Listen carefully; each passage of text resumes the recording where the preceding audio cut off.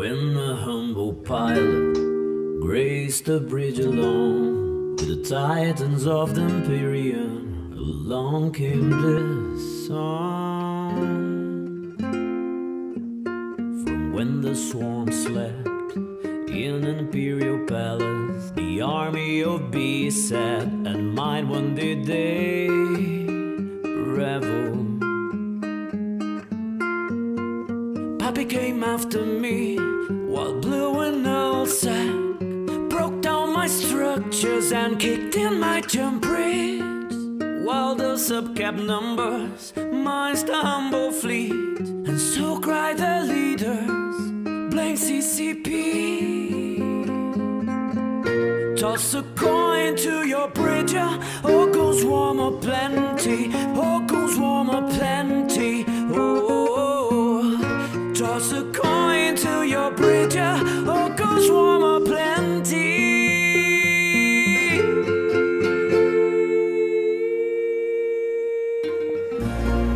Take a bridge out to fight the cowardly pappy that desperately tries to break you and bring you to quit.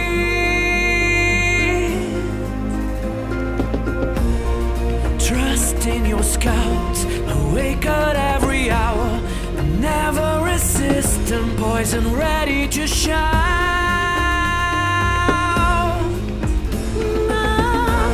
So we wipe out this past, smile and get revenge. Remember those who helped us, then we can give them a rest. That's my epic tale. Ghost one will prevail. We'll defeat test alliance. Now burst a nail. Toss a coin to your bridge. Oh, goes warmer plenty. Oh, goes warmer plenty. Oh, toss a coin to your bridge. A friend of Cool's War.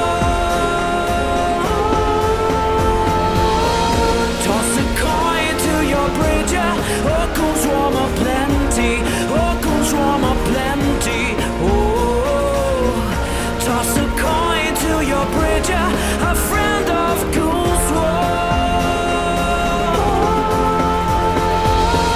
Toss a coin to your bridge, oh, goes warmer plenty, oh, goes warmer plenty, oh. Toss a coin to your bridge, a friend of Cool's War.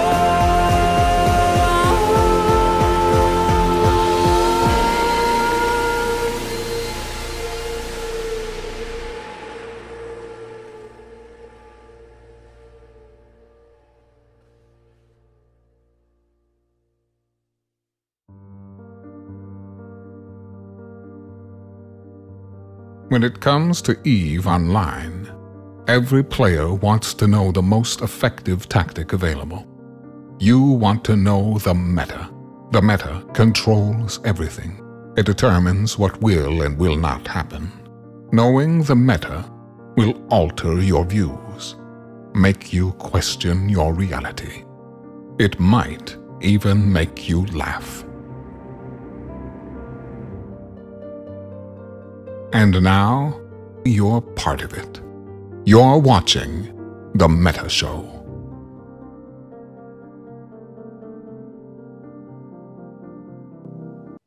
Ladies and gentlemen, boys and girls, and people from around the world, welcome to The Meta Show. It is March the 13th, 2021. I am Brisker Ball, one of your co-hosts. I'm joined alongside a cast of veritable crazy and intelligent people this week. Besides, as always, the Matani, we also have, for the first time ever on camera, Bruden from Karma Fleet University in person. We have our dear friend Anominate, and we have Riv, who is our favorite editor-in-chief of INN, who's here to talk about a bunch of different stuff. We got a hell of a show for you guys, and you deserve it because we missed last week. Sorry. Yeah, it's good times. I'm glad that we're back. We had a break last week. We were going to go like, oh, hey, what are we going to do? At the time, there wasn't much news. And then the day after, I was like, hey, we're gonna take a break, whatever. Then I got up and did a fireside and said, we're going to draw down the M2 Hell Camp. So first it was like, we're going to take a break, and then awkward Good timing, silence. boss. Thanks for that. Yeah, I appreciate it. I might Yeah. have made people wibble a little bit or freak them out, but it was actually planned to take a break. And then it was like, let's let go of the pigeon. It's starting to stink. So we have like 2 weeks of news. And unfortunately, I have bad news for everybody. I was eating sandwiches last night, like I do, in addition to eating sushi. And I had eaten a lot of sandwiches, and I was browsing through YouTube at like 2 a.m, and I saw a Talking in Stations thumbnail that popped up with, Matterall looking very serious or whatever on the YouTube thumbnail, saying Delve has fallen. Last few days to evac. So, sorry guys. That's news to me. Sorry guys. I missed the damn memo. It's over. It's done. Crying in Stations has declared victory. I'm sure that there's a lot of amusing excuses for that. But yeah, anyway, so we have a lot of war news to go over. M2 camp is over. The M2 Keepstar has been destroyed, which is fantastic because that will make it a lot easier for CCB to put together a monument to Villy and Pappy's cowardice. The sooner that Keepstar is out of the way, the sooner we can have the monument that we deserve for the biggest strategic fuck up and the biggest tactical fuck up in EVE Online history, which, don't worry, we are never going to let you forget about that. Ever. Did you notice ever. it's a red shirt show today? Just saying, guys. You might have noticed. Yeah, so we have a lot of shit to go over in addition to having a fireside show. So we have a panel of interesting folks joining us. We don't want to skip over any of the, oh my God, M2 got blown up. Oh my God, Satios are getting blown up. There are, I said this on the fireside, we actually dug into this. We had more than 60 60 Satios in Delve. I believe 34 have been blown up, and there's like 30 more to go. So I hope that Paspy has more vacation time to use to grind through our Satios. Good luck. Have some fun with that. We are going to be talking about that too, as well as going over later on in the show. We've got MER information. We have Legacy eating shit across almost all of their regions while they colonize Delve because the war is over. Delve has fallen. We're going to be digging into all of those regions that are on fire and have eaten shit just to ram it in the entire galaxy's faces, because I'm hoping that we have a lot of people from the bad guy side tuning in today, hoping to hear more. Of course they're watching. They think this is the end of the show. Oh my God. It's over. Yeah, it sucks to be you guys. You get to fight our Euros from now on because we got our Sov swap today, finally, after a month. Not our Sov swap, our Citadel swap. So, for all you guys who've been sitting here saying, why aren't they doing anything? Why aren't they defending anything? We're waiting 30 days to get our Sino Jammers up, and we're going to do, what are we waiting for? Well, guess what? We were waiting 30 days too. And now you get to go have fun in the EU time zone again, like at the beginning of the war, where we held you off for 4 months before you could pretty much do anything in Delve. And now our EUTZ guys have had a break, and now they're back. And it's going to be just fun. In time for them to start losing fights in USTZ, right? Like, it's kind of interesting. We're like, okay, we need to have 30 days to get our Citadel defense vulnerabilities going. Twiddle, because CCP has nerfed that stuff so much. And then next thing you know, like last night, I'm out eating sandwiches, eating sushi, enjoying myself. There's a bunch of screen pings, and next thing I know, we're beating Paspy in U.S. time zone on a Friday and outnumbering them too. So the war is kind of taking an interesting pivot now that we're in the post M2 environment. It's going to be exciting times. Right, let's dive into it. Let's do some stuff. We'll get into that, but before that, I want to say hi to the guys that are here and give them a chance to say hi and talk and stuff, because are we? You and I can talk paint off the wall, and it's a good idea to let our guests actually get in a word in edgewise. So I'm going to start with Nom Nom. Hey, Nom Nom, how are you? Hey, doing good. Are you happy to be here? You look great. The new camera is looking great. Thanks. I see you got a red shirt. You ready to go? It was completely unintentional. Well, that's the joke. Like, I saw everybody had a red shirt. I got to put a red shirt on, so I'm making a red shirt show. Rev, thank you for joining us. I love that you're here. You add a gravitas to this show that us four, goofballs will not be able to withstand. So thank you for coming. Thank you for inviting me on. I know we don't get you very often, but when we do, it's because we got some hard-hitting analysis we're looking for. And I want to talk MER and high-sec stuff with you in a little while, and then we'll get there. And then Bruden. Hi, Bruden. How are you? Are you doing okay? Well, I'm doing well. Are you sure? Are you sure? Is it really you? Because I don't know if it's really you or not until I see. Oh, wait, hold on a second.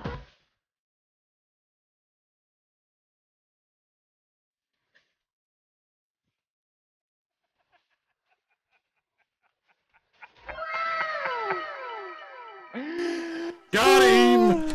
Yes, it is You Bruton. did. The Pancake Cat is here. We can't have a show without the Pancake Cat. We made it happen. So thanks for joining. All right, so let's go ahead. We'll get started with the top. Actually, you know, before we do this top story, I'm going to get on my soapbox for a minute. Because I haven't done this in a while. I'm getting on my soapbox. All right, two things. First of all, look, guys, I love you to death. I really, really do. I especially love the bads, because as much as we hear from our friends when we skip a week on the Meta Show, we hear even more from the bad guys when we skip a week on the Meta Show. And obviously the timing was suspect, because right after right the day that we decided to skip the Meta Show, because legitimately I was taking my kid to Little League tryouts. By the way, congratulations, Captain No Glass. You made the majors this year. There are like 4 tiers of Little League that my kid could be in, from AA, AAA, up to the majors. He made the majors from his tryouts, so I'm proud of him. He's going to be playing with the best kids this year. I'm looking forward to that. But anyway, we took the week off, and instantly, we get people, we get Reddit posts. Where's the Meta Show? Is everything okay? Are they done? Are they not? Guys, we're human beings. We have real lives. There's things happen. This is literally a year from the start of COVID. We've been here almost every week I think we've skipped maybe 4 episodes in the last year that weren't like holidays, that were like nobody was watching anything. Every once in a while, we're going to take a break. So that's all it was. There was nothing planned. You know, when I found out about M2, the Hell Imperium brought down, it was like 5 o'clock that afternoon. Actually, it was like 3:30, 3:45 after the fireside, when my Discord blew up with people asking me whether it was true or not. And I'm like, I don't fucking know. I wasn't there. I was in the bathtub. I was goofing off. I wasn't paying any attention to what happened on the fireside. We had the day off. I took the day off. So every once in a while, we will take the day off. It doesn't mean anything. It's not because we don't have anything to talk about. And we don't take the day off when there is news. We take the day off when there really hasn't been any. And the fact was, we had already decided we're going to take the day off before there was news. The other thing that I want to talk about, my blood pressure's fine. I took my pill. The other thing that I want to talk about is, it is absolutely hilarious to me that this entire week, the Hell Camp went down last Saturday. Immediately, they got their stuff out. They started reffing the Keepstar. The Sino Jammer went up on Sunday. And the entire week, it was post after post after post after post on our Eve, talking about the M2 Gate Camp and all this other kind of stuff. And then, of course, the inevitable was, how are you going to spend this one, goons? So we simply said what we've been saying from the beginning. M2 mattered when it mattered. When we knew we were going to lose it, we said, hey, you know what? We're going to take this out on our terms. We'll let you guys go. We'll pull it down ourselves before you can break out and win an even bigger victory. And we'll go back to not caring about M2, which is exactly how we were before M2 became a thing. And that's not us trying to say we don't care. And it's not us spinning. It's just the reality was, prior to the fights in M2, M2 was a backwater system with a crab star in it, and nobody cared about it. And then it became the most important thing ever, because we had 2 massive fights and we killed hundreds of Titans. 302 Titans. Worth way more than that Keepstar, and way more than all the Keepstars in Delve combined, and all the Sodios thrown in there too, by the way. And then it mattered for that time. And then the Hell Camp mattered because we were trying to keep you guys. But as soon as it became untenable, instead of trying to hold on to something way after it needed to be held on to, we said, you know what? It's time to set it down. We did a good job. We held you guys for 2 months. We made you stop logging in. You couldn't bring your Titans in. We focused on this for 2 months. It was great. Now we're moving to the next thing. It doesn't mean M2 didn't matter for that 2-month period. It just means it doesn't matter anymore. Well, hopefully there'll be more M2s. I mean, they wanted that's sort of the hope, is that we get to the point where, reset the chessboard. There's more Keepstars. Every single Keepstar is an opportunity for Pappy to fuck up their Coward Jammer strategy. They've gone back to their Coward Jammer strategy, which is the thing they've been doing all war. And M2 was an opportunity that we exploited to murder zone all their dudes. And we are racking them up again. And we're hoping for more opportunities and more Titan fights, because, as was said since the beginning, we expect to win those, as we have consistently done so throughout our history. Brisk is such a nice guy. Every time he gets up and he gives one of these, good guy Brisk soapboxes where he's talking about like, the enemy says one thing and then they're like mad about us skipping the meta show or whatever. And oh my God, whatever. I just really want to remind people after we've Brisk is going to reach out to you. He is going to try to meet you halfway. He is going to try to rationally and reasonably address your concerns. And I always want to end these things by reminding you to cry more, you fucking bitches, and eat my ass. We are going to line up more opportunities here. We have now moved the fun zone for our Keepstar timers into Euro Prime, where our Euros will get to fight your Euros, and we'll see what happens. I don't really give a shit. Like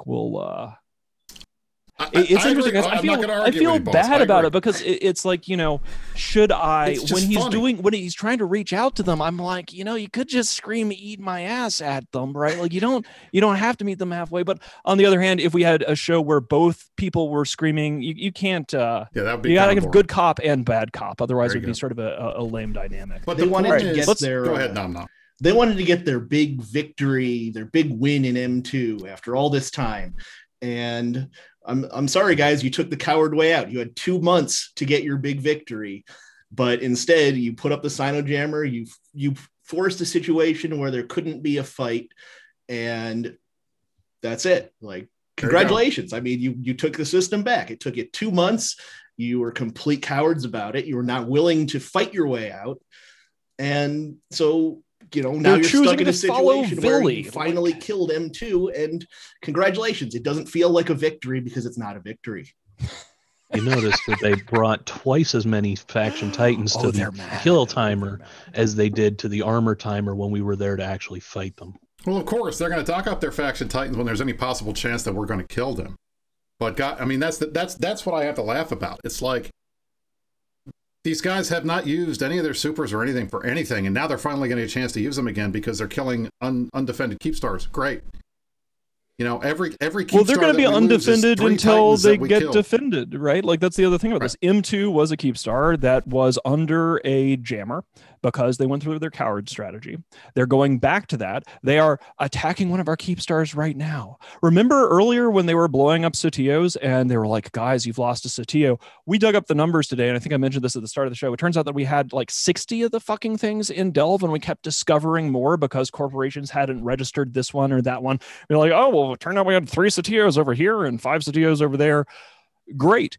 Right now there is in fact a Keepstar of the Imperiums, one of our however many, that is being attacked and is going to be blown up. That is, like, I don't think we've ever said that we would go into this war and not have serious attrition at every level, except at the member level, because unlike Legacy, our shit is not failure cascading, which we're going to be turning to make fun of here in a bit. Mm-hmm. So while these guys grind our Satios and while they go back to doing the coward strategy, we have had an opportunity to rest, to recuperate, to fix our shit, and to slam our vulnerability timer into EU. So we'll see what happens. I mean, again, this is the business end of the war. Either it's going to be proven that our strategy was the correct one, and when 3 blocks enter, 2 blocks leave, Legacy is going to try to colonize us while all their shit burns down behind them, and then they will fail, and the Imperium will still be standing, and Legacy will be fucked sideways. Or I'm wrong, we're all wrong, goons will break, the Imperium falters and fails, and then Legacy successfully colonizes us. So it is the put up or shut up phase of the war. But I think it's really interesting. I expected, because basically what we saw was after M2, when we won M2, we saw it was about a week before the Pappy guys kind of like got back out there and started shooting Satios and doing things again. And we saw sort of like a similar thing here where we took down the M2 camp. And then for a few days, it was people just going, oh, hey, like, wait a second, we can do things besides camp M2 and like get back out there and sort of get on the bicycle again. Obviously I was hoping that would happen. I predicted that would happen. I placed my bets on that happening. And so it was obviously gratifying to see last night that our US time zone outnumbered, outformed, and kicked the shit out of Villy and his crew of idiots. I don't know how they think that they're going to colonize Delve. But I look forward to it. I continue to look forward to it. Bring it, bitches. And yeah, like enjoy your blue balls on your structure grinds. All right, but we should talk about other things. Let's move on. We're going to hit our top story. You missed the meta show. Did you expect me to not call you assholes and tell you to eat my ass? You waited for 2 weeks. You were begging, where's the meta show? Where's the meta show? What's going to happen? I'm still going to call you a coward. I'm still going to tell you to cry more. I'm still going to tell you that it's only a matter of time until we fuck what is left of your super cap fleet to death, just like we got started on those first 302 Titans. What the hell did you expect, motherfuckers? What the hell did you expect? It's time for your double dose, your double helping of Eat My Ass, because we missed last week. But anyway, here's our top story. We're going to talk about Imperium Strikes Back, some other stuff that's been going on, and it's happening right now.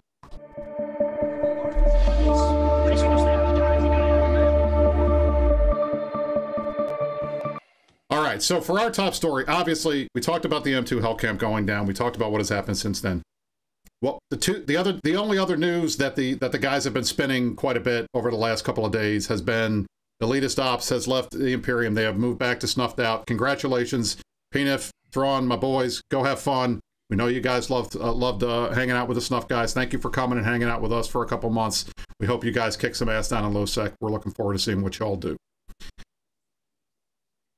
But last night was fun, because one of the things that has been an axiom of this war that we have tried to explain over and over and over again is we have been fighting with consistent bad numbers, especially in U.S. time zone, because the bad guys can bring 3 times as many people on any given Sunday. Well, any given Friday night, lately, they have not been putting out the numbers that they were putting out just a couple months ago. And here's an evidence of this. Last night we had a big fight in 1DQ. Actually, it wasn't in 1D. It was around a bunch of systems, and this was big fights that were pretty much precipitated by us going out and hacking a number of iHubs in systems that mattered to us. The result was clear-cut Imperium victory. Let me show you the battle report here real quick. So 39P is the ancestral home of Karma Fleet and Delve. A number of these systems, PS TAC here is a Keepstar system. One of these systems here, we ended up going through and having a huge fight, and across all of these systems, the numbers were pretty similar. It ended up, right now, you can see on here it says 392 to 368. It was more like 500 to 500 overall. But the fact is, this was a straight-up multi-system hacking fight. See, we killed Villy's Minakawa. We killed a bunch of guys, Jeremy and the test guys. We went through, and we beat these guys, period. Not only did we beat these guys, we were able to hack all of these systems, including a final iHub timer here. You can see right here, PS94 Tappy iHub dead and replaced. That was the main goal of the fight, and that was a job well done to the Imperium. We killed twice as much as we lost, and we reset the iHub timer in a system. So there you go. That is what we have been trying to tell you guys from the beginning. First of all, we know you got to come into 1DQ to finish what you're trying to do. You're going to clear out all of the rest of Delve. That's fine. But when we get these solid one-to-one, where our numbers are relatively similar fights, we will hold our own with everybody else in the game. And we have done that consistently over and over again, and we're going to keep doing that. And as long as we can get anything close to parity in terms of numbers, even if we are outnumbered, because we've won fights outnumbered, we don't need to take fights only when we have a 3-to-1 advantage, unlike our friends on the other side. We will take fights whenever we can take a fight where we have a good chance to win, and that's exactly what the guys did last night. So kudos to all of you. Congratulations on that big victory. Now, what else has been going on around the rest of the war? Because obviously the bads would have you, and whether you're listening to Talking in Testing Stations or you're listening to any of the other shows, or you want to hear Villy talk, they're all going to say is, Delve is fallen, goons are dying. They have one system left because they keep forgetting we have a whole constellation behind 1DQ. Oh no! Oh no! We're all dead. What are we going to do? The fact is, the rest of Legacy Space. Now, PanFam's fine. They're hiding up in drone regions. They have nothing to worry about. Their stuff is fine. Fraternity is gobbling up regions as fast as they can grab them. But the rest, as we have been noting every other week on the Meta Show, the rest of Legacy Space looks like it got nuked from orbit. It's just really bad, okay? So let me show you, first of all, this was last night, and I have to laugh about this one. In Impasse, the Imperium has been fighting to clear out the dregs of Legacy. This is Eternal Requiem Space. we find an abandoned Fortizar. An abandoned Fortizar. Not only was this Fortizar crammed with stuff from a bunch of people, and you can see a lot of these things that were on here are ships that were dropped by the fort. We ended up blowing them up because we couldn't grab enough of them. But this Fortizar ended up dropping something close to 200 billion ISK worth of stuff, including a dread cache that these guys just happened to fucking forget in Impasse. And we got it all. Thank you. You know what? You'd love to tease in it about not having any SRP. Guys, you just funded our SRP for 2 weeks. Thanks. Appreciate it. You know, oh my God. This is the stuff that we're doing in the backfield. It's just hilarious. And then I got even more. These are even more funny, and we'll get to. So then, while they're out doing this happens. We catch a Charon, an Eternal Requiem Charon, in the same area of Impasse. Oh, and what does it have in there? Oh wow, they're evacuating. What does it have in there? Aren't they? Oh look, there's a Satoyo that you guys were pulling out and trying to move. Yoink, got that. Appreciate it. Then just today, let me pull this back. Just today, earlier today, Brave Fenrir dies sitting on the Keepstar in Impasse. And then this guy, I gotta love this guy. This guy didn't even fight. He just fucking self-destructed, sitting on the keep. Like these guys, because he got tackled. I see. Well, exactly. I mean, he's sitting on his own Keepstar, and he got tackled because he wasn't tethered. This is the type of stuff that is happening right now, all across Ketch, Imensi, Impasse, Tenerifis, all of these other areas. Let's see. It's just bad. Yeah. Could you actually bring up some of the dot line? I don't know about sure. real time. I got this prepared, but I'm gonna hurl a few blurfs here because I'm watching some of the Pispy guys crying in chat because they expected that they were going to get the Matterall treatment, or maybe like, isn't Delve over? We saw a thumbnail that Delve was over, or we've decided that Delve is over because of all of this stuff. So we're gonna ram some maps in your faces because I want you guys to understand that this has been a fully operational wood chipper the entire time. When 3 blocks enter, 2 blocks leave. And that's what do we exactly got right. here first? Here we go. All right, first of all, Ketch. This is Ketch right now, okay? 2 months ago, middle of January, Brave held 29 systems in Ketch. GE TAC in the center there is their Keepstar system. They have lost everything in Ketch but 3 systems, including GE TAC, but it's reinforced. All of their Keepstar systems are reinforced. That's Ketch right now. That's how bad. You think Ketch is bad? Look at Impasse. I was surprised by this space, and it's almost all getting cleared out. I thought that Impasse was going to take a little bit longer, but Impasse went super fast. MNC was the first to go. Do we have? Look at this. Look at that. They had every single system in Imensi. All of this was either Brave or Requiem. They're running. I'm getting whining in chat. Guys. Paspy is running into a situation where they don't feel comfortable. So I've had enough of your spin. I'm out. Oh, I don't want to look at the fact that Legacy is dying in a fire while they try to colonize Delve because, oh, wait. We were actually doing things while you were getting blue balled on one of our 60-odd Satios in Delve. They don't want to look at this stuff because they want the Matterall treatment. They want to be told Delve is falling. They want the easy way out. Oh, gee, you guys aren't a bunch of fucking cowards who have created the biggest blue donut in history. Now, just a mark of shame. A mark of, to be fair. They're leaving. We're leaving all of that space. We're not going to live there anymore. We're moving to Quirius and period basis. Cry, we're going to take a bunch bitches. of there instead. Yeah, guys. I remember, and this is the thing that makes me laugh. Whenever we change our opinions about stuff, we get accused of saying, oh, well, that never mattered. Didn't want that space anyway. Mm-hmm. When we have Piggles and other folks on record saying we're going to keep all of our space and take all their space, and within the span of 2 months, they realize they can't do that, and they have to give up all the space that they have to take space that is never going to be uncontested, or at least not going to be uncontested anytime soon. I feel bad for these guys. They're dismantling 3 years worth of stuff that they've built up in these areas to move to an active war zone. Now, Test's fine. They can do that. They've got Horde and the rest of these guys holding their hands in Delve. But nobody else has that. Nobody's got that in Quirius. And not one or two groups is not going to be able to pull this stuff out for these guys. So as much as you want to say, oh, well, we don't live there anymore. Well, yeah, we know. But you know what? We heard a lot of shit about floodplains. And I hear a lot of oh, well, Esoteria is just a floodplain kind of talk coming out of you guys now. By the way, look at Esoteria. How about that? Here's another thing. While you are shooting an undefended Keepstar because you have gone the coward route, right?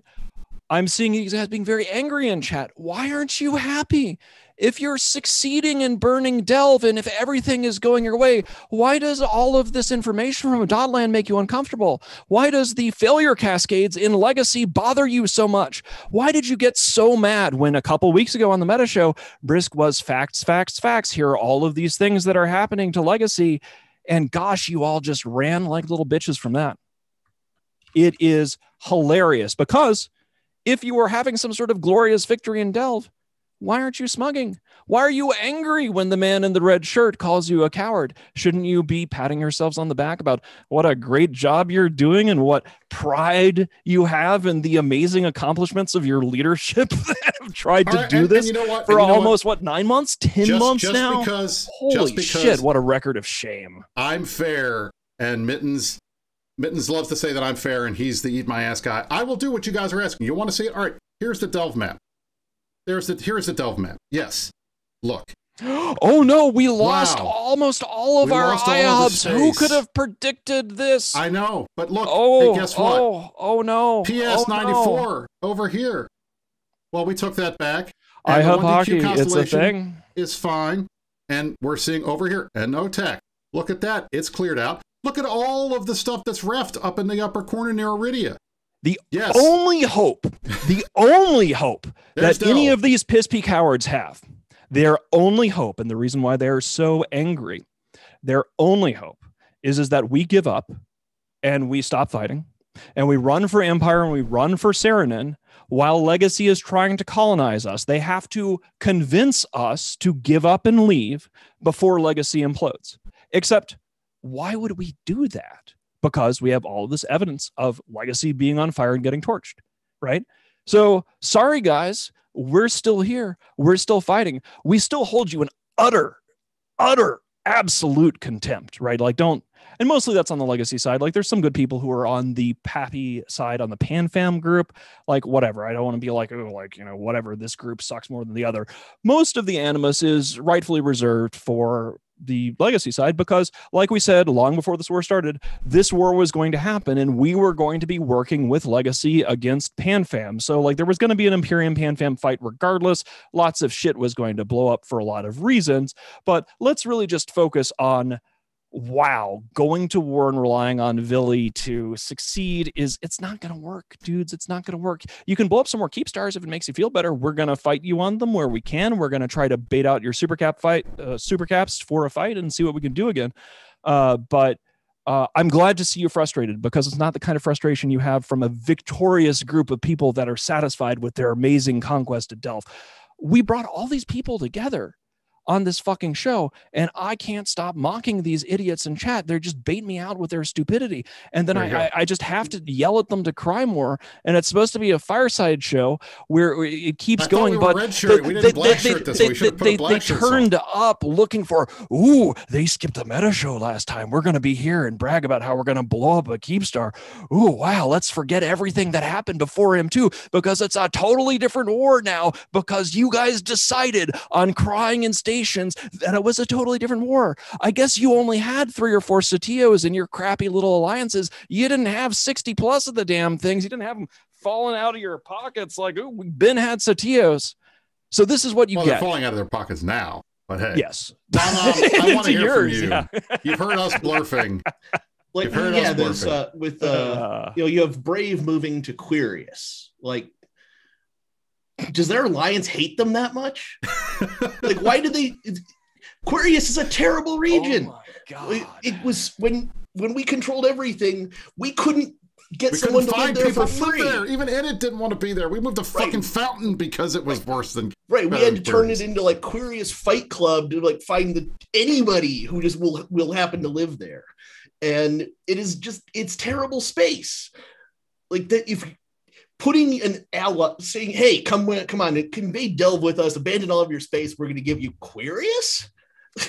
I mean, they convinced that that Shattered Armor guy to say Quirius is great and incredibly defensive. Like, so one of the funniest things about the messaging from Brave about Quirius has been the idea that Quirius is this incredibly defensible. It was the natural fortress region. Oh yeah. All right, here we go. We told everybody it was a floodplain for a long ass time. We had the Quirius Fight Club in there. We were just trying to find anybody we could stick in fucking Quirius. And now Brave comes along, and they have drunk enough of their own Kool-Aid to follow this fucking Shattered Armor puppy, who's like an Ur puppy, like an Omega Gold tier, kind of like a puppy of puppies. And this motherfucker is like, oh yeah, Quirius is a natural fortress region, and goons are just dumb. The Imperium is just dumb, and it's actually the most amazing space, which is why nobody has heretofore really gone, wow, we really should get into Quirius and fortress it. But that's what they're doing. Shattered Armor is a Pro God Legend fanboy. He has been that way for a long time. He's like mini PGL. And I'll tell you, he drank the Kool-Aid. Piggles has said multiple times, Quirius is a pretty defensible region. It's just you guys don't know how to do it properly. If we had held Quirius, you never would have made it in there. Ignoring the fact that Nully had Quirius twice and lost it both times. But hey, let's not worry about history or anything. Every time these guys see something that we do, they automatically say, well, we could have done that better. But when they had the space, they fucked it up too. So I don't know what the hell they're talking about. Anyway, it's not like we threw a camp on the 49U gate that and sat there for how long? And sat there for 6 months, and they went around instead of actually coming through that gate like they had originally intended. Like that, and that's the thing. We kept that 49 Tech gate camp up there. That was the system where we had Operation Enho go off because that was where we were trying to stop these guys. They had to go through North Quirius to get down to be able to even take the 49 Tech group. And the funniest thing is, Brave took like the junk segments of Quirius to live in anyway. Like PZ and those are not great. That part was always the absolute hardest for us to ever get anybody to stay in because it sucks. The TrueSec is not great. The systems are not that defensible. The best pocket in Quirius is that bottom south pocket. I don't know if I have it. I'm going to pull it up here. Is this bottom south pocket off of Fortec O that Init lived in for a very long time. We had our first Keepstar and FTech, and NU4 and H74 were great places to do industry and to do crabbing. We had a Satio and NU4. We built a lot of caps down there. That's the best pocket. Severance has that pocket. Brave didn't even take the best pocket in Quirius. So, I mean, I feel bad. It's moving from Ketch to Quirius is like moving from one train track to the other track while the train is coming at you. It's like, well, I guess I'm on the other one now. It's okay. It's just like, this is not the best place to be. It's like going from Flint to Detroit. Exactly. It's roughly equivalent. Exactly right. Wow. It's not exactly, you're not With moving the downtown or jokes. anything.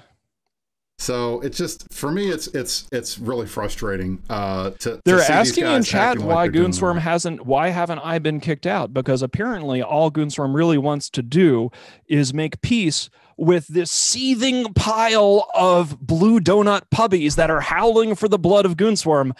But my people are going to get rid of me because they want to make nice and get along with the fucking puppies.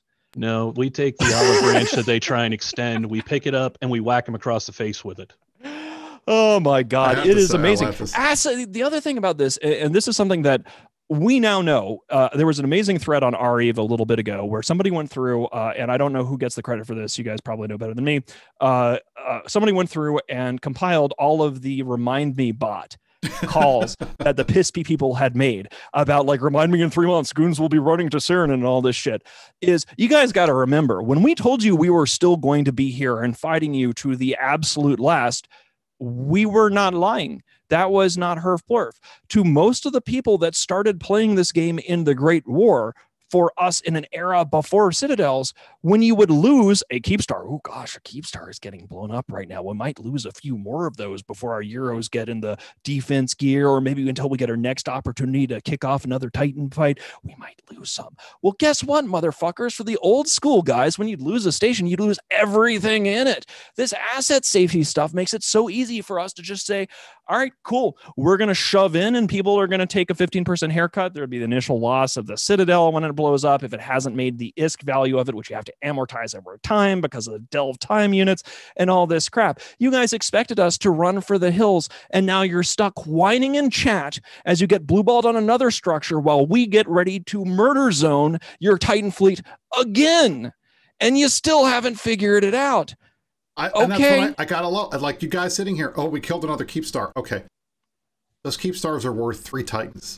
I imagine they're worth a lot if you don't have tons of them. Without a single response. You guys have to kill at least another 50 Keepstars to get close. I'm just saying.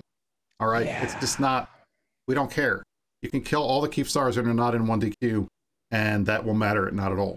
Because this war is not about structure bashes. Now, you can claim now that that's what this was about. Oh, we just wanted to clear out Delva from all the goon structures. Okay. Unfortunately for you, we have screenshots of all the shit you've been saying since this entire war began, and you will never be allowed to forget it. There's never going to be any escape from World War B, the one and only World War B, of course. So, you know, just get used to it. This is where we're going. All right. So we have talked a lot about I'm having way stuff. too much fun with this. I've missed the show. Right. I missed the show. I didn't get to scream, cry more, hose mad for a week. It's terrible. This is fantastic. There is one thing that's not on the sheet that I want to mention, which is NC Dot smugging about taking the Goon Swarm Alliance thing. They didn't even get the ticker right. Oh my God. That was beautiful. Yeah, they were. So for people that missed the memo, for a long time, Peen of Smash of Israd had control of the original Goonswarm Alliance, which was cartooned. And as part of Israd leaving Goonswarm, he let it die. He didn't pay the alliance bills. I'm not sure whether that was him being kind or just a fuck up. And he let it go out to pasture. And like, I thought about hoovering it up. I thought about, okay, well, we can make a Goonswarm, but like, whatever. The original one is gone now. And then Lady Scarlet and the Evolution guys pop up like, oh my God, the Evolution has made this big one. And we're still totally not mad about the Great War. And the best part they didn't get the ticker right. They didn't get the fucking ticker right. It was like Goonswarm with some other kind of thing. They said goons. They didn't say, oh God. Yeah, it's goons. Like, are you kidding me? Like, wow. And then, of course, the best part was that somebody else decided to make like Goonswarm Dot, and that got changed by CCP. So I had to laugh about that. Whoever did that really put some effort into it. Like they did all the corps. They got the all the CEOs were all Karma Feet was Karma Feet. I like the Karma Feet. That made me happy. So, all right. So we're gonna go. We're gonna scoop now. One of the reasons why we brought Bruton on. And I want to go into this, and then I want to get to Riv because she's been sitting here quietly listening to us nullsecers talk out of our asses for the last 45 minutes. I wanted to talk. One of the important things that we have been focusing on the CSM, and Nom and I can agree with that. And it's not really the CSM, but focusing on it, but CCP has, and that is the new player experience, getting new players into the game, getting them trained up, trying to get them to stick around and to become bitter vets like the rest of us. And one of the reasons why we wanted to have Bruton on was because he is taking the lead on Karma Fleets and Goonswarm's new bro education efforts. So we're going to move into the Nullsec Power Hour to talk about how we are raising from scratch the next generation of EVE players through Karma Fleet University.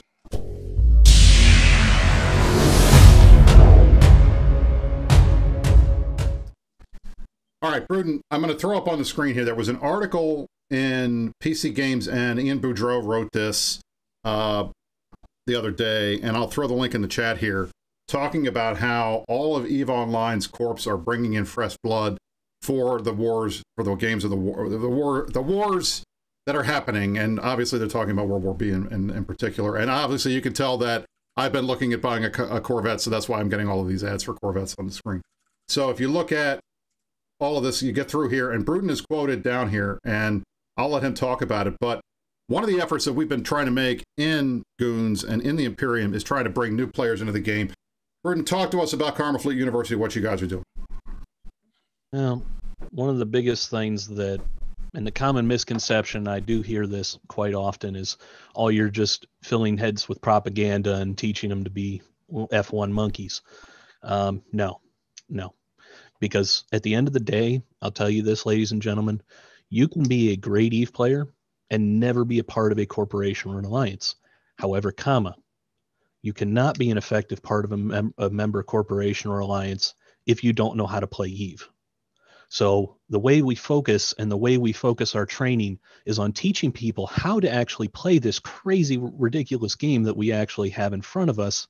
And we start off with taking nothing for granted, showing people what security statuses are, walking them through how to build ships, walking them through basic PvP. We try and get them involved in ganking because that teaches multiple things. It teaches you fleet dynamics. It teaches you combat, teaches you to get rid of the fear of loss, which is one of the biggest single problems that we have identified coming from other MMOs where, you know, your favorite set of blue gear that you've looted off of whatever raid boss will last you until the next expansion.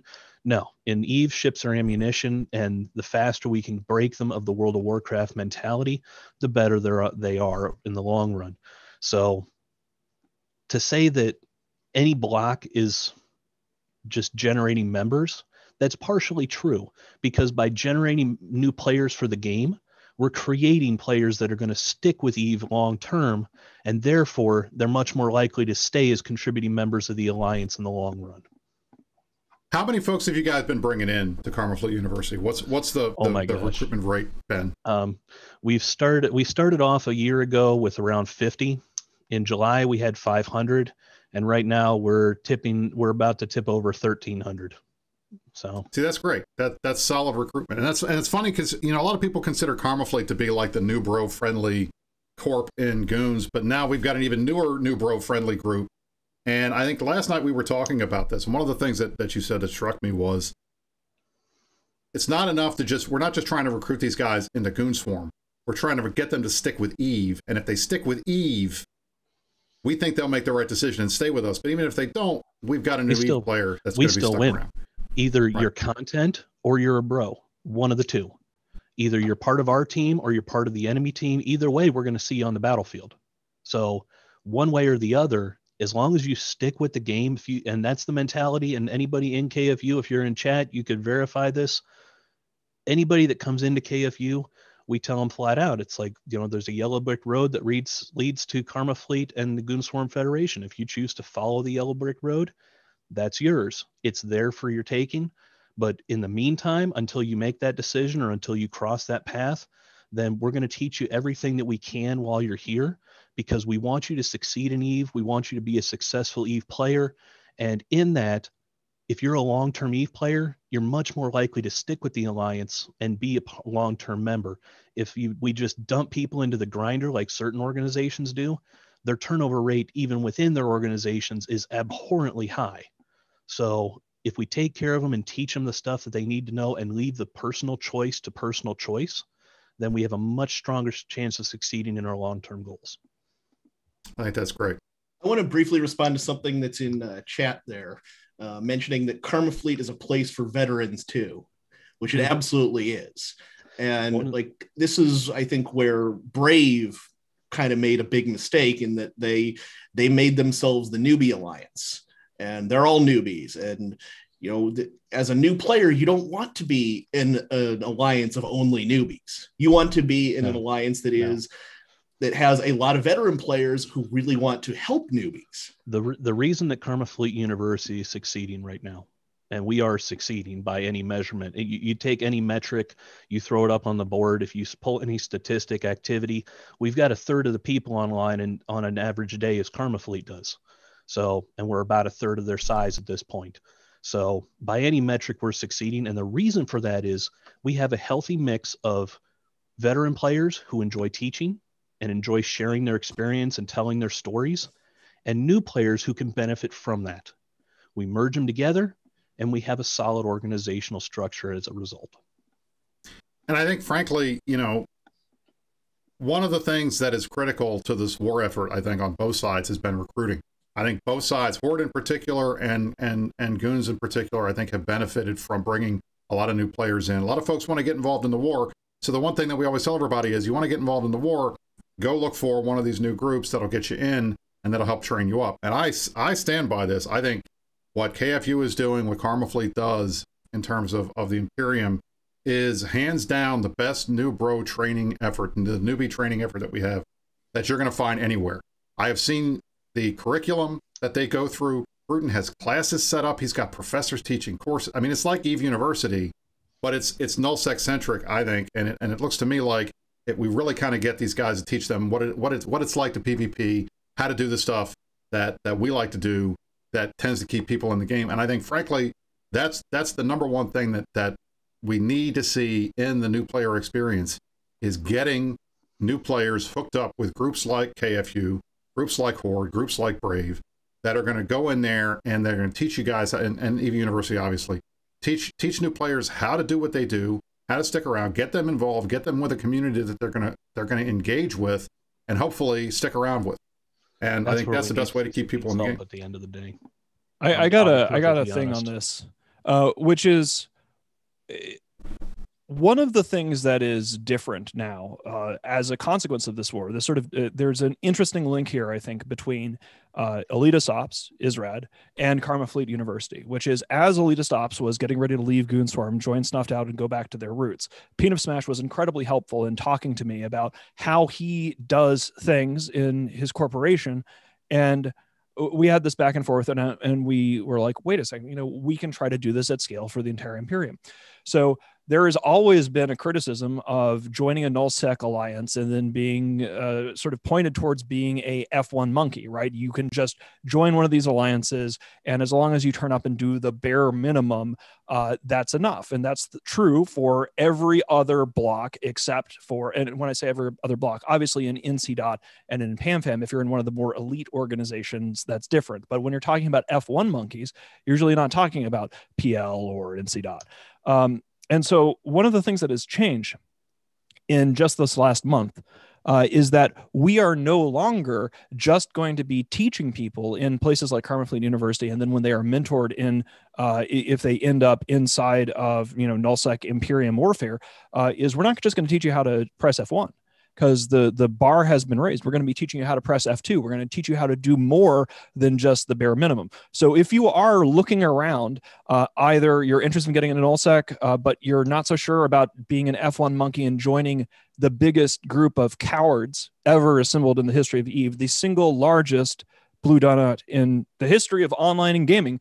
If you don't want to be a joiner, if you don't want to be a mook to go work for the PISP guys, if you do find your way into an organization like Karma Fleet University and you end up in the Imperium, it's not going to be just F1 monkey. We are going to do our best to teach you, but we are going to teach you to go beyond that, to do not just one thing, but to do two things, which I'm quite excited about. We have seen a huge amount of enthusiasm from our line to get in there. Our FCs are delighted because suddenly they're getting as much support as maybe not as much support as they'd like, but they're getting way more support and it's on the uptick.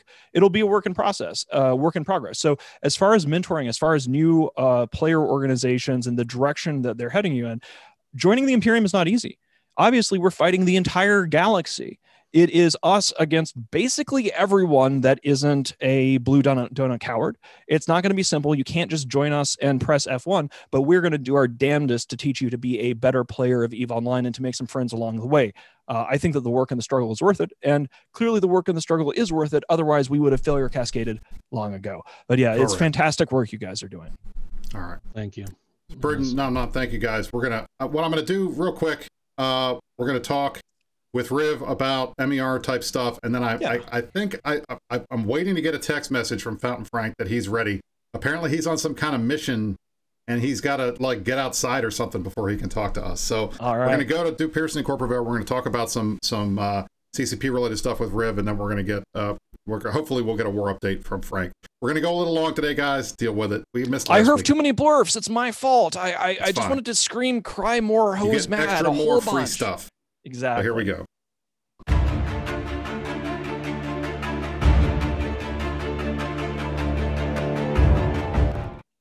So last week, we talked, actually not last week, 2 weeks ago, we had a long segment about the monthly economic report. And I brought up some numbers, showed some things on the screen, talked about how things were looking. And immediately, I get yelled at from people who are pointing out that the MER is not exactly the best way to talk about the way that the economy is looking in Eve, because there's a lot of things wrong with it.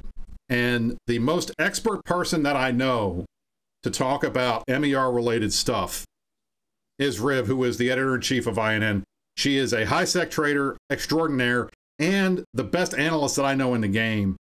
And she actually helped me to get educated so that we could educate CCP to tell them, hey, guys, the MER is jacked up. You need to fix it. And I'm hoping that we'll get to see, hopefully that they will take that to heart, make some changes, and we'll get to see some fixes done to the MER. So Riv, let's talk a little bit about the MER.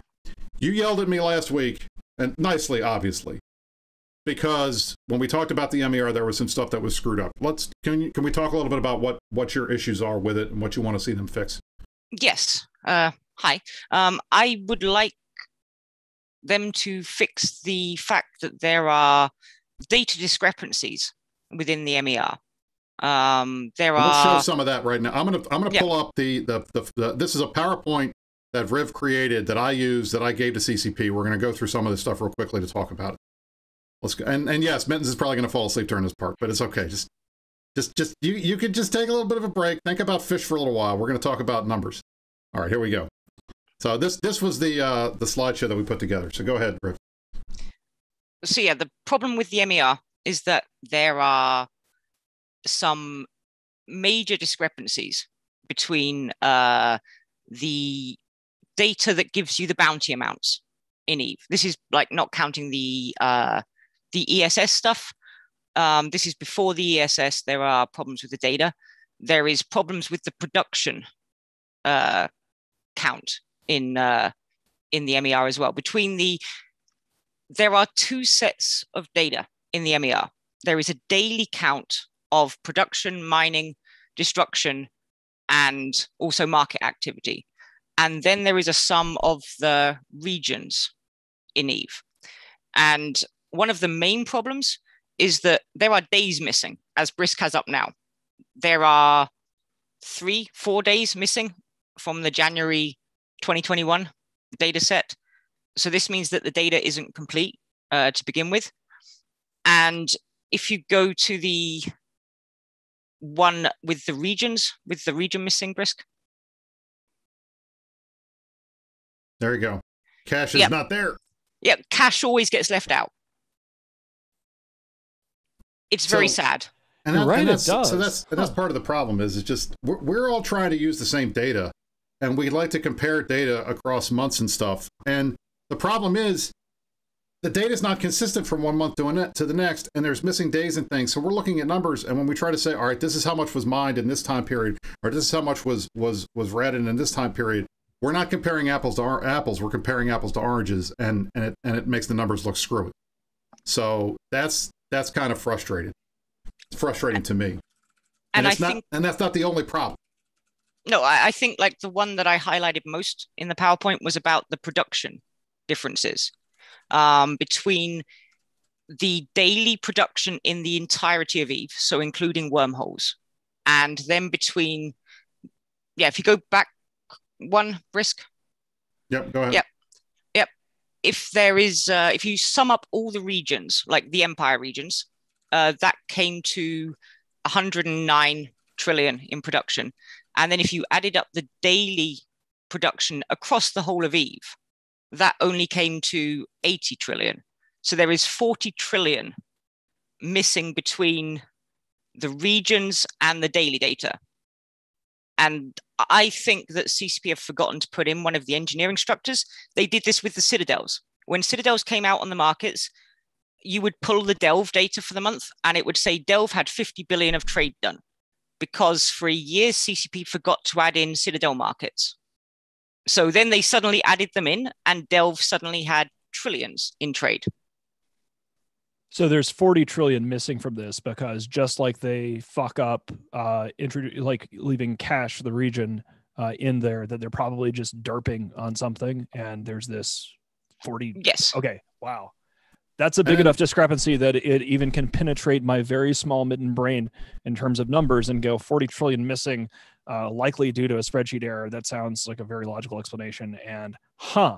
And there are other, I mean, the other things that are in there that we talked about. I mean, we were looking at the ratting numbers. We looked at the ratting numbers, and they broke out the ESS, the main bank, into a separate category. So you had the ratting numbers look really low, but then the ESS added in another 8 trillion-isk or so that would have normally been included in the ratting number. But I said 28, but still, that also doesn't include the reserve banks that we still don't have keys to, that have a ton of ISK, like trillions of ISK is locked behind these keys nobody can get to yet. And that's not captured on anywhere that we can see.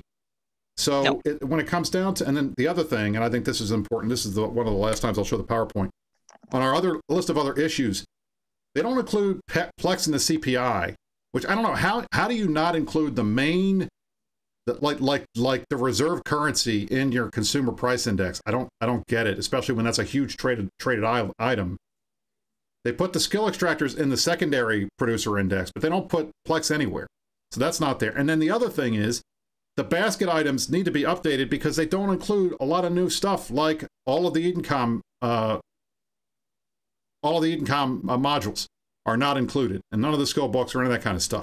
So there's a ton of stuff that we identified this. We brought this up to CCP. I provided this this shot to them. We talked about it in the last two CSM meetings, just to say, hey, we need better data because we're trying to do analysis. We're trying to see what the actual impact of your ecosystem changes are using the data that you're providing to us. And we can't do that because the data is incomplete or jacked up in various ways. So that's kind of the point of why we're even bringing this up. Rib, is there anything else on this topic that you want to talk about? And then I think we'll scooch on to the next thing. No, I think you need to scooch on to the next thing because you've run with Mittens being so excitable this week. He's totally excited. He was excited. This was an exciting thing. All right, I'm getting a text message. I think I just saw the text message come in from Fountain Frank that he's ready for his segment. So we're going to do the war update real quick. Then we're going to wrap things up finally at the end of the week, and we'll go from there. So be right back. We're gonna grab Frank and see if I can get him on the horn here because I don't think he's here. He's not in my office. So I'll be right back.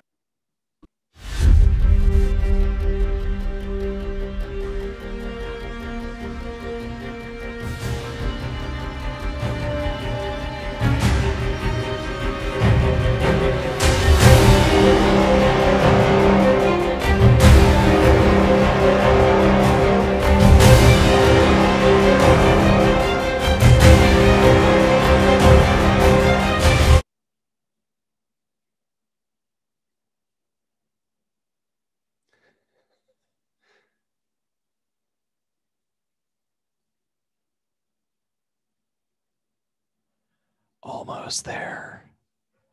Critical sniper. Butts. Buttons. Pushing buttons, but it doesn't work. Guys, I'm not supposed to be here. I'm not supposed to be here today. We're in the middle of a secret project. I got George here. We're undercover. He's right here. He's pretending to be on the CSM. We have a secret project that we're working on. We're trying to do something super secret. Super secret. If it happens, we'll see it this week. And it'll be really cool. And it might happen. And if it does, then George will have done the biggest coup in the history of EVE Online. He's right here. He's ready. He's pretending he's on the CSM. We're going to keep it quiet. We're not going to yell. But if it happens, you heard that it was going to happen here first, and it's going to be the coolest thing ever. So I'm going to go back to hiding, because if they catch us in the server room, we're going to die, and I'm not going to get caught. So I'm going to go. You guys can go back and talk and have a good time. All right, Fountain Frank. Frank is out. Good luck, Frank, on your secret mission. It's wow. Okay, that happened. Well, we're gonna hear more from Fountain Frank, hopefully, in maybe next week, maybe the week after that. I don't know. Maybe he's going to disappear. But if he does disappear, I'm going to look for the fucking monkey, because it's probably Curious George's fault. I think that's a fair assumption. Okay, I'm afraid one of these days I'm gonna have a seizure on live TV from laughing too hard from that shit. Like, seriously. Okay. All right, so that was Frank. Apparently he's on some secret mission. I guess he said something about a server room. I don't know what the hell he's talking about, but you know, we'll see. Maybe something will happen this week that'll be cool, and hopefully we won't. They won't get arrested or captured or anything. I mean, it's bad enough that I'm still waiting on the bail bondsman to give me my money back from bailing George out for trying to chop down a tree on Asher's house. So we'll go from there. All right, guys, you got an extra 10 minutes out of us today because we missed last week. Had a lot of fun. I want to thank Riv. I want to thank Bruden. I want to thank Nom Nom for tagging along today. This was a great show. The fact that we got Bruden on camera, I mean, it's just amazing. And I can't let him get away without playing this one more time. We got to play the Pancake Cat one more.